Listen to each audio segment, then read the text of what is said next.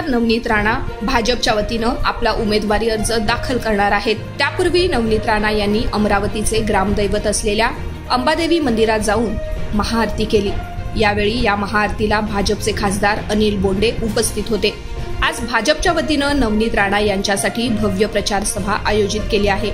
या प्रचार सभेला उपमुख्यमंत्री अजित पवार, देवेंद्र फडणवीस आणि भाजप प्रदेशाध्यक्ष चंद्रशेखर बावनकुळे यावेळी उपस्थित राहणार आहेत। दरम्यान आज आशीर्वाद घेण्यासाठी मी देवीच्या मंदिरात आलो असून देवीचा आशीर्वाद मला मिळाला आहे असा विश्वास नवनीत राणा यांनी व्यक्त केलाय। तसेच आज नवनीत राणा यांच्या जात प्रमाणपत्र प्रकरणावर निकाल येणार आहे। त्यावर बोलताना नवनीत राणा यांनी प्रतिक्रिया दिली आहे।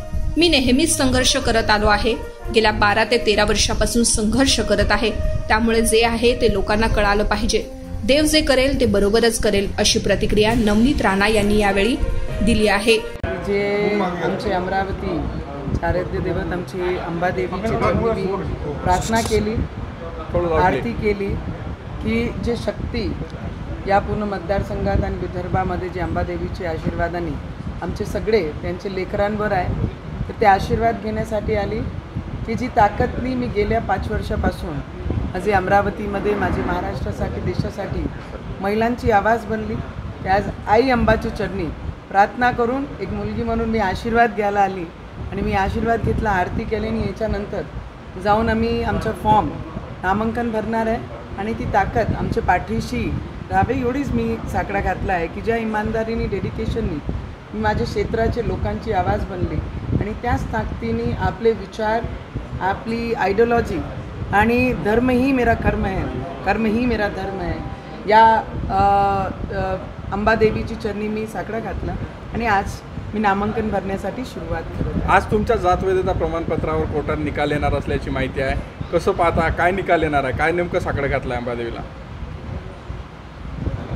मी जे संघर्ष करत आली आहे एवढे वर्षापासून, कारण महिलांचे जन्मी वाट्याला संघर्ष हा जन्मापासून राहते आणि शेवटच्या टोकापर्यंत ते संघर्ष महिला करत राहते आणि ते गेल्या 12-13 वर्षापासून मी ते संघर्ष करत आली आहे आणि मी अंबादेवी चरणी एवढीच प्रार्थना केली जे आहे ते निकालच्या माध्यमातून माझ्या क्षेत्राचे लोक, माझ्या देशाच्या लोकांना सगळी गोष्टी कळली पाहिजे। तेवढीच देवी चरणी, अंबादेवी चरणी मी प्रार्थना करून आजची नामांकनची सुरुवात मी केलेली आहे, एवढंच मी सांगू शकते। आपल्याला निकाल आणि नामांकन अर्ज एकाच दिवशी येत आहे, काय योगायोग आहे?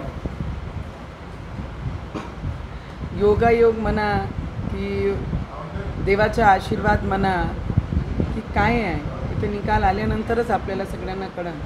कारण आज शेवटच्या तारीखचा दिवस आहे नामांकनचं आणि ते भरण्याआधी आम्हाला जे निकाल आहे ते माहीत पडेल। तर मला वाटते बस देवाचरणी साकडाच घातला आहे, जे खरं आहे ते बाहेर येऊ देते। फडणवीस असेल, बावनकुळे असेल, हे तुमच्या प्रचार सभेला येत आहे।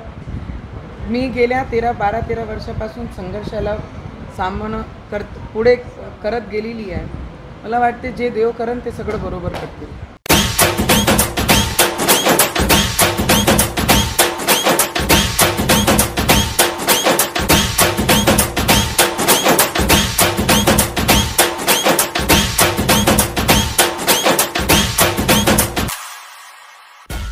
मार्ग फाउंडेशनचे संस्थापक अध्यक्ष, युवकांचे बुलंद आवाज, आपला माणूस, सच्चा माणूस, माननीय संतोष पवार साहेब यांच्या या जन्मदिनी दीर्घायुष्याच्या अनंत शुभेच्छा।